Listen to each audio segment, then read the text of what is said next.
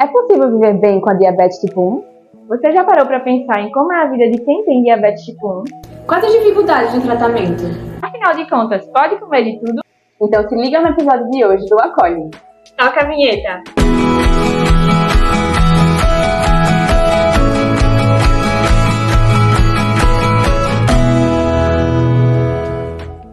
Olá, gente! Vamos começar um episódio do Acolhe intitulado Precisamos falar sobre diabetes tipo 1. É possível viver bem?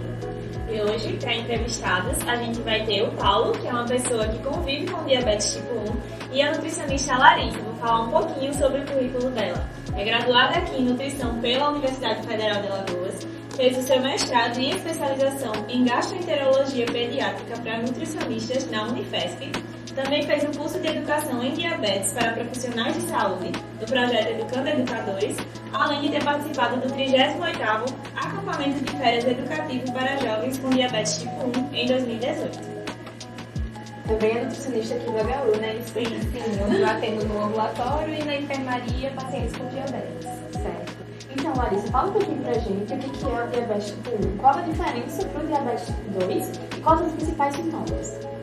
O diabetes tipo 1, o corpo para de produzir insulina. Então, ainda não tem uma causa definida. Pode ser genético, pode ser devido a uma infecção, que o corpo para de produzir a insulina, né? Então, as células betas do pâncreas são lesadas e para de produzir insulina. Então, uma das partes do tratamento é a necessidade de tomar a aplicação da insulina. Esse é o principal diferencial. Não necessariamente o diabetes tipo 2 tem que tomar insulina. Então pode começar com uma medicação que já ajuda a melhorar. Só que o diabetes tipo 1, uma outra particularidade dele também é de acometer mais crianças mais jovens e adultos jovens também. Então nessa faixa etária que é mais acometida.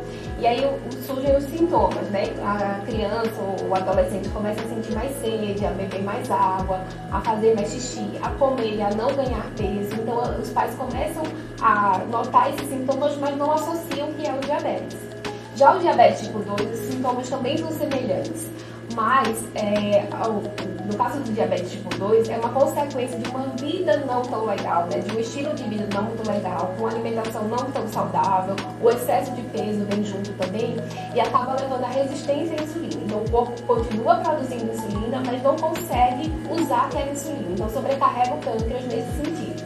Então, com o excesso de gordura no corpo, a insulina não consegue atuar como ela deveria. Então, às vezes, só uma medicação já consegue melhorar. Mas a longo prazo, talvez o diabetes tipo 2, alguns precisam tomar insulina também. E aí acontece como o advento da obesidade, quanto mais crianças a gente tem visto, já tem diagnosticado crianças e adolescentes com diabetes tipo 2 também, infelizmente, né? A gente já acompanha aí essa ascensão desse diagnóstico. E aí o tratamento é melhora no estilo de vida e a alimentação também faz parte desse tratamento. E por que esse público jovem, né, criança, adolescente, muito jovem, são mais acometidos? No caso do tipo 1, porque é uma doença autoimune, né? Então justamente nessa faixa etária que acontece mais, né? O diagnóstico acaba sendo mais precoce. E às vezes ela é silenciosa, o pâncreas ainda vai produzindo um pouquinho de insulina e ao longo da vida chega um momento que ele não produz mais, e aí é quando começam a surgir esses primeiros sintomas. E aí também tem a diferença do tipo 2 ser acometido, né, mais velho, porque o pâncreas também leva mais tempo para parar de funcionar. É por isso. E aí, cada vez a gente tem visto mais crianças com 1, 2 anos também sendo diagnosticadas. Às vezes também estão associando a infecções, a vírus. Então, tem sido estudado a associação do Covid com diabetes tipo 1 também. Então, agora que a gente já entendeu um pouquinho o que é o diabetes tipo 1, eu queria que você, Paulo, falasse um pouquinho como foi, né? O que você sentiu, como você descobriu que estava com diabetes. Assim, desde muito jovem eu tenho uma doença autoimune, que é o hipertireoidismo de Graves, no caso. Então, eu sempre tive um acompanhamento muito constante com uma endocrinologista. Então, nesse momento, com o passar do tempo, sempre fazendo exames periódicos, chegou um momento em que determinada situação aconteceu em que ele falou, olha, se prepare que provavelmente você vai ter a diabetes e o que a gente vai fazer é uma medida para tentar reduzir esse tempo para chegar nessa marca, sabe? Tipo, vamos tentar retardar, vamos tentar dar uma respiraçãozinha, uma última aproveitada para você antes de ter. E eu consegui aproveitar nesse momento, eu fiz com o auxílio da minha mãe e tudo mais, que ela também é nutricionista. A gente fez um corte legal assim nos açúcares, a gente substituiu algumas coisas, justamente para tentar deixar menos trabalho no pâncreas, né, ali para poupar um pouco de energia dele, pelo que eu entendi. E nisso chegou o momento em que eu comecei a ter exatamente os sintomas que a doutora falou, que comecei a ter muita sede, muita sede. Eu acordava de manhã para beber, eu acordava de manhã para ir no banheiro. Fiquei muito magro de um jeito assim que eu nunca fiquei, parecia um aspecto de doente mesmo, era algo bem ruim. E quando eu cheguei assim, a mãe até olhou pra mim, quando notou, era no início de uma semana que tava tendo isso, ela chegou e falou: "Você sabe, né, o que aconteceu?" A gente foi fazer os exames e tava lá a glicose na urina muito alto, elevado. Tinha também a minha hemoglobina glicada, tava 10,6, pra você ter uma ideia. Minha média tava 280 e pouco, minha média diária, né? Só para as pessoas entenderem, a referência da hemoglobina glicada é mais ou menos 5,7%, então a dele estava bem elevado. Praticamente o dobro, né? Muito alto. Tava super alta, então, assim, a minha sorte foi que assim que eu reconheci os sintomas, né? Junto com a minha mãe, a gente, olha, bora procurar o médico para te orientar e tudo mais, e também com a minha ajuda da Joana aqui, a gente vai vendo como é que vai ser a sua vida nesse momento, tá? Foi um baque, né? Assim, por mais que eu já sabia que ia chegar esse momento, quando chega você vai mudar a sua vida de tudo, né? Do zero. Momento você tá lá comendo um bolo de chocolate e tudinho sem se preocupar, outro você tem que estar contando carboidrato e vendo se vale a pena comer um bolo agora, injetar ou comer depois, ou já injetar antes, enfim, a gente vai chegar ainda nisso. Antes de comer, a gente já pensa em todas as possibilidades, Nossa, né? É difícil, mas é possível, vou falar. Mas foi interessante, né, Paulo, que você falou que sua mãe é nutricionista, né? Porque Sim. vocês conseguiram ter todo esse acompanhamento. Então não foi aquele choque também por você já ter o conhecimento da sua doença, não foi aquele choque para a família, né? Não, Você já esperava. De forma alguma. Assim, o choque foi para algumas pessoas que não estavam tão próximos ali da família, mas quem é mais próximo, o pai, minha mãe, os familiares mais próximos já tinham noção que isso ia acontecer. Alguns até hoje a minha avó fica: "Tô rezando pela sua cura, meu filho. Vai chegar a sua cura, ela vai chegar." Eu sei que não vai chegar. Eu sei que eu vou morrer ainda com isso, mas não é porque eu tenho uma diabetes tipo 1 que eu tô morto, que eu tô doente. Eu tô melhor e eu tô, vamos dizer assim, comendo melhor do que eu tava comendo antes, quando eu tava tentando restringir. Bom, então, Larissa, como nutricionista pode intervir, né, na atenção a esses pacientes com diabetes tipo 1? Então, ele como paciente já nos ajudou a entender melhor. Então, assim, a alimentação saudável. O diabetes tipo 1 a gente não tem como evitar, ela aparece mesmo. O diabetes tipo 2 a gente tem como cuidar da alimentação e retardar ou impedir que ela surja. Então, já que está diagnosticado, vamos viver da melhor forma, e a alimentação saudável eu acho que é um caminho mesmo.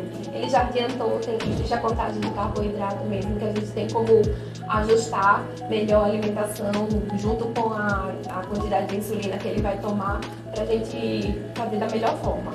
Uma questão importante é a educação nutricional mesmo, porque essa questão da escolha, vou comer um bolo ou não vou gastar os meus carboidratos aí no bolo, né, ou num prato de arroz com feijão. Então, assim, é saber fazer essa escolha. E como o diagnóstico às vezes é de criança muito pequena, então os pais, né, ficam muito assustados, né, e aí o meu filho não vai poder comer bolo nunca mais, não vai comer isso, não vai poder comer aquilo. Então tem que ser através da educação mesmo e ajudar, já que começou tão cedo, e aprendendo aos poucos que é possível comer, que é possível ajustar a alimentação, e dá para conviver, né, com a alimentação e com o diabetes. A vida pode ser mais tranquila e mais saudável mesmo. Porque talvez ele não estivesse se alimentando tão bem se não tivesse diabetes, né? Você já adiantou pra gente aí uma conduta que seria a educação nutricional. Qual outras condutas e até objetivos são importantes? Então, a gente tem que visar o equilíbrio da glicemia, né? Então, a glicemia precisa ser monitorada antes das refeições, após as refeições, né? Uma coisa que também muda um pouquinho o estilo de vida aqui são as furadinhas para verificar a glicemia.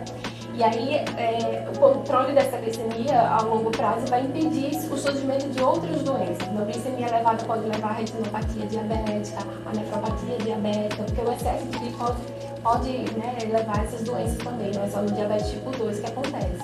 Então, a nutrição, a alimentação vai estar junto a isso, né, ajudando nesse controle da glicemia.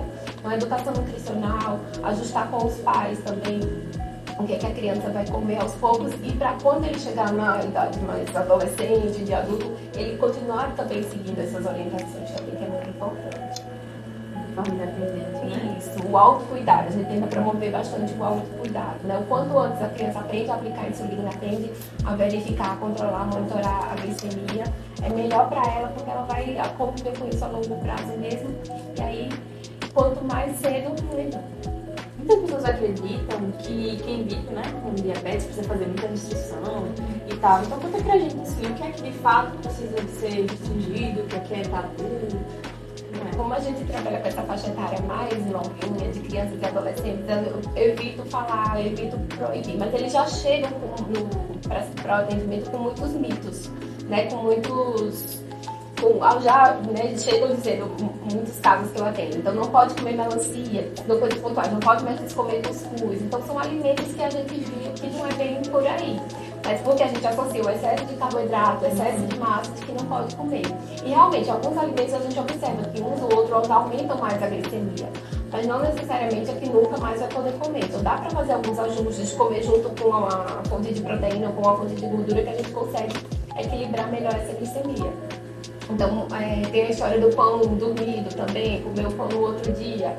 Forma amido resistente, mas não tem um impacto tão grande na glicemia que vai fazer diferença. Então, você só vai comer pão velho. Então, pode comer o seu pãozinho francês fresquinho, que não tem problema. O cuscuz também, dá pra comer cuscuz, dá pra comer macaxeira, inhame, fruta. Nenhuma fruta é proibida, né? Todas as frutas são realmente permitidas. E uma outra coisa também que me preocupa é com relação ao leite desnatado, porque muitas crianças já chegam, uma das primeiras restrições que ele para, já mudei o leite. Então, para a criança, a gente não precisa mudar o leite, porque é diabetes tipo 1.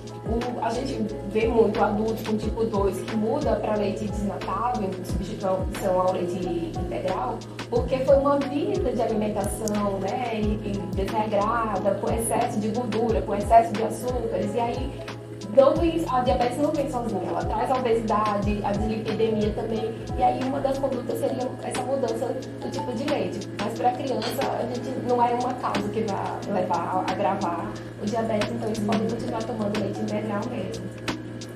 Importante esclarecer essas coisas, né? Porque muita gente acha que é o fim do mundo. Isso ainda é muito tabu, né? As pessoas ainda acham que realmente diabetes não posso comer mais nada, acabou a minha vida, e na verdade não é.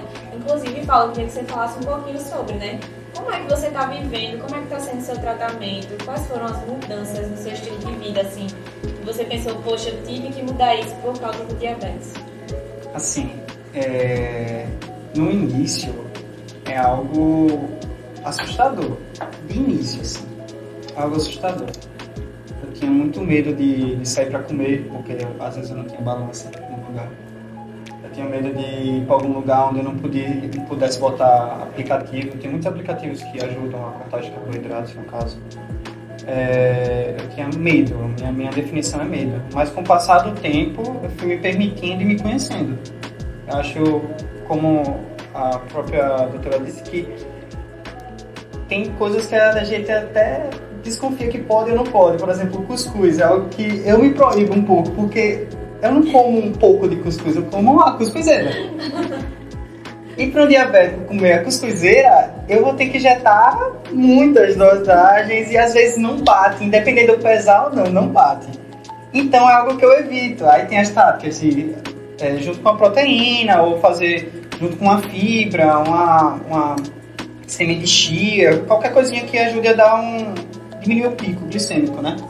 Isso é algo que transforma minha vida também, que é ter uma noção do que é um carboidrato de absorção rápida e um carboidrato que é mais lento. Porque o açúcar nem é tão problema assim pra mim, no caso, pro meu corpo. Até porque eu não gosto também de açúcar, eu tenho essa sorte. Mas, no geral, mudar de uma vida mais desregrada para uma vida sempre meio que regrada, querendo ou não. a gente tem que ter uma exigência, a gente tem que seguir um padrão, pelo menos se a gente quer manter uma vida saudável. Como a doutora disse, a gente tem muito problema caso a gente estiver acima lá na nossa glicose, mas também tem muito problema se estiver abaixo. Então, em caso de eu sem querer injetar uma dosagem a mais, pode ser a diferença entre um pico e uma hipo. Então, a hipo eu não sinto meus sintomas da hipo, mas a minha hipo eu sinto pesada. Eu vou falar um pouco dos sintomas que eu sinto. Acho que cada pessoa sente uma coisa. Eu tenho um tremor, eu já tenho um tremor essencial por natureza, mas aumenta muito o tremor. Começo a sentir assim, extremidades leves, a cabeça leve, começo a sentir uma dor de cabeça aparecendo, tontura, como se a pressão estivesse baixa. E assim, é meio desesperador para uma pessoa que antes era normal e do nada tem isso. Mas assim, a minha vida se transformou completamente, mas também eu não deixei que a diabetes, que eu vivesse para a diabetes, assim que a diabetes vivesse para mim, entendeu? Eu que mando a minha diabetes. Então, eu que tenho que botar ordem na casa, bem dizer, porque não adianta eu ficar seguindo aquela regra, tipo, tem que seguir a regra, óbvio, mas me travar e não me dar liberdade de, por exemplo, chegar num aniversário, tem um bolinho de aniversário, aí eu fui pegar um pedaço, aí uma colega minha fala, você pode? Nossa, isso me machuca de verdade, eu fico, eu posso mais que você. Eu posso sim, eu posso aplicar, eu tenho uma noção mais ou menos de quanto tá. Que se a gente vai conquistando, vai adquirindo conforme você vai conhecendo seu corpo. Então, é ser regrado, mas também não ser preso. Essa que é o que eu digo.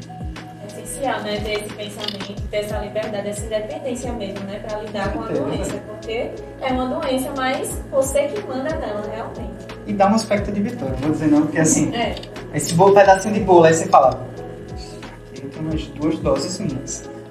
Essa. Aí eu vou, como, aí vejo lá, certinho, Deus. Venci você não tá ganhando. Tá vendo? É bom se conhecer. Sim. Então, Larissa, na sua experiência, né, da prática clínica, qual é a melhor abordagem para esses pacientes, para eles terem adesão, né, ao plano alimentar? Enfim, como é que você acha que é melhor abordar? Eu estou aprendendo aqui com o Paulo, já vou usar as suas estratégias para convencer os pacientes, porque realmente é isso, eles terem medo da doença, o diagnóstico impacta muito, tem uma mudança, quer queira, quer não, tem uma mudança, né? Tem a aplicação de uma medicação que eles nunca ouviram falar, né? Furar o dedinho toda hora, antes de comer, mas eu ainda insisto na contagem de carboidratos mesmo, porque eu acho que ainda é o melhor caminho. E tem gente que tem medo da contagem de carboidratos, né? Tem mães que ainda são mais resistentes. E aí a gente vai com um jeitinho até convencer, e aí elas voltam dizendo, não, realmente dá certo. Mas é uma metodologia que já está aí há muito tempo, já foi bastante estudada e que realmente tem um bom efeito no controle da glicemia e, consequentemente, no controle da doença. Explica só um pouquinho pra gente. Vamos a contagem de carboidrato. Então, é literalmente contar quanto tem de carboidrato nos alimentos. Então, naquele alimento que vai estar disposto a comer ali naquele momento. Então, tem tabelas de referência que a gente usa para ver. E o cuidado, ele falou da balança, é para saber realmente quanto de alimento você vai comer, para saber quanto de carboidrato tem naquele alimento. Eu não fazia a de colher porque existe. Pode continuar. Não, tem a forma, né, do olhômetro, mas quanto mais preciso, com certeza é melhor. E aí, a partir disso, da quantidade de carboidrato que tem no alimento, a gente vai saber a quantidade de insulina. Então, é isso que ele também já falou. Que às vezes, se aplicar a insulina a mais ou a menos daquele que comeu, pode dar o efeito da hipo ou da hiperglicemia. Então, tem que ser tudo contadinho. Dá um trabalho no começo para se acostumar, mas depois já vai sabendo. E deve ser, imagina, a vitória você conseguir aplicar a insulina ali para aquela quantidadezinha certinha de comida e a glicemia estar bem controlada 2 horas depois, né? Realmente uma vitória. E assim, eu também fazia coisas, por exemplo, no café da manhã eu sempre comia algo, sempre a mesma coisa, sabe? Um pão integral de uma marca, que não está patrocinando a gente. 2 fatias dele com queijo e 3 ovos. Era algo meu rotineiro. E eu já sei, eu só contei uma vez o carboidrato, eu sei que nos próximos dias eu vou manter essa dosagem. Então, dá uma liberdade conforme você vai sua alimentação, né? A liberdade também dá no sentido de flexibilidade, você poder ir para uma festa de aniversário e poder comer o que quiser, né? Não precisa ser todo dia o mesmo café da manhã, mas se você está fora de casa ou vai comer algum final de semana alguma coisa diferente, a contagem de carboidrato proporciona isso. Agora, junto à educação nutricional, para saber fazer escolhas saudáveis, porque aí também não dá para comer bolo de chocolate todo dia, não é saudável para todo mundo, né? Então não é só para quem tem diabetes. Que é uma coisa assim que, por exemplo, quando eu me sentia muito inseguro de ir para um lugar e não ter noção do carboidrato e tudo mais das coisas, eu mantia nos alimentos que tinham muita proteína. Eu só comia proteína e um pouquinho de carboidrato, porque satisfaz e eu não vou estar precisando lá contar coisa do tipo. É muito interessante você tocar nesse ponto, né? Como às vezes as pessoas fazem essa seleção, né, dos alimentos achando que vai ser melhor. E assim, a gente sabe que independente do diabetes, os carboidratos são importantes para as nossas funções vitais. Então, muito interessante abordar sobre isso também. Mas você já falou um pouquinho, né, como você se sentiu, como você descobriu, já sabe, já está expert na contagem de carboidratos, né, já sabe as quantidades no olhômetro. E aí a gente viu que você trouxe, né, algumas coisas que você usa no seu dia a dia. Você pode mostrar, falar um pouquinho sobre? Não, falo com certeza.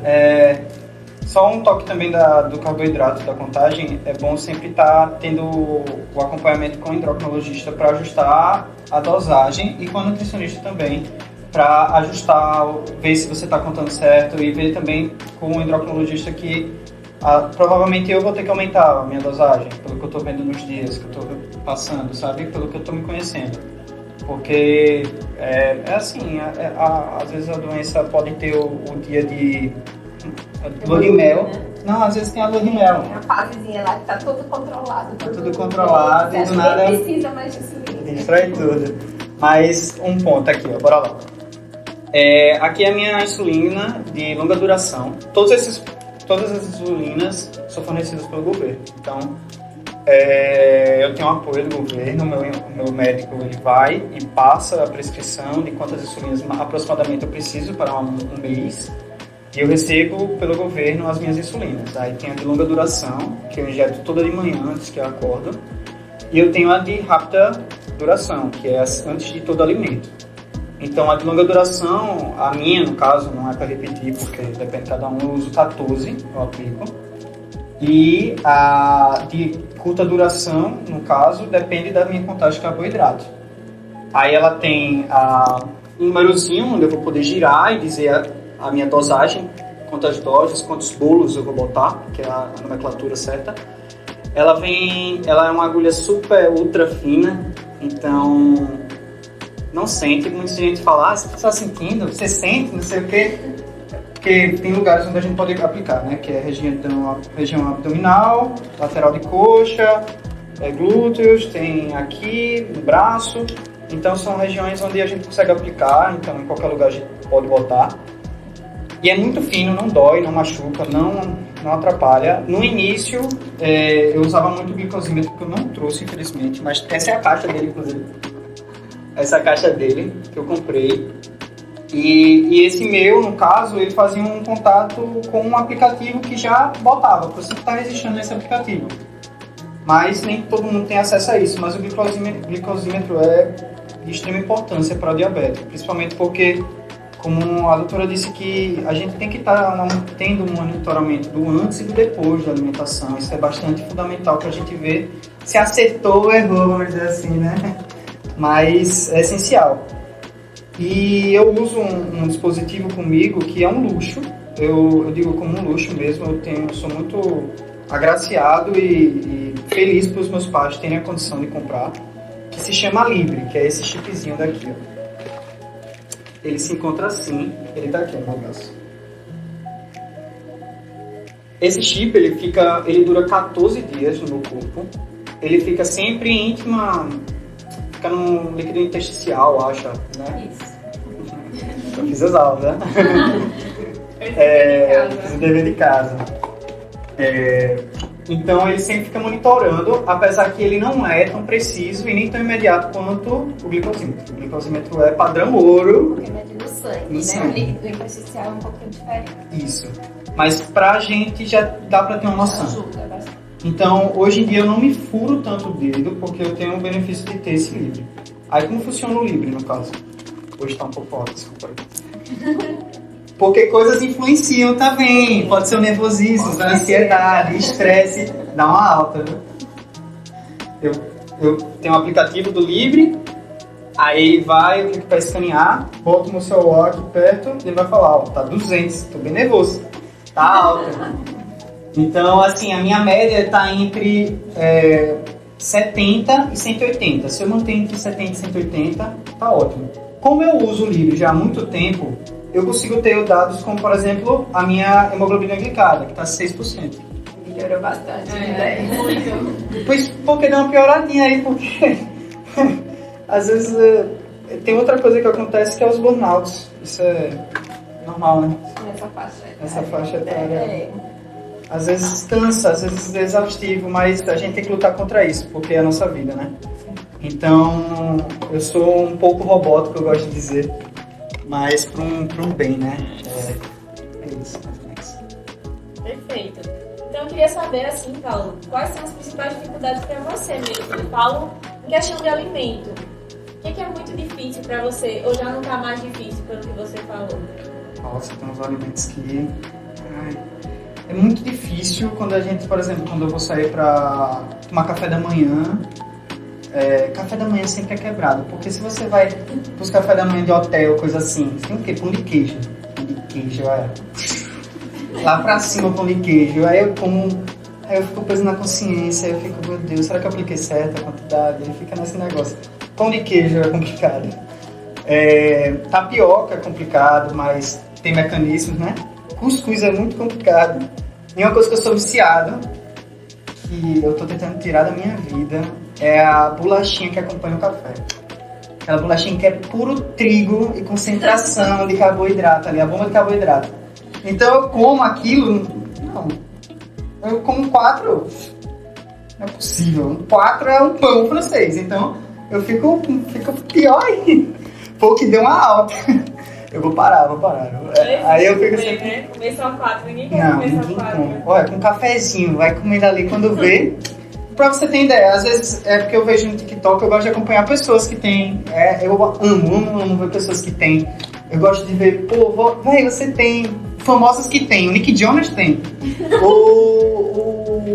O José Loreto tem diabetes. Então, pessoas super famosas também têm diabetes tipo 1 e eles andam com um livrezinho ou com uma bomba de insulina e eu adoro acompanhar. Aí eu vi uma menina assim que ela meio que se pegava muito pesada, ela dizendo, vou comer agora um chocolatinho.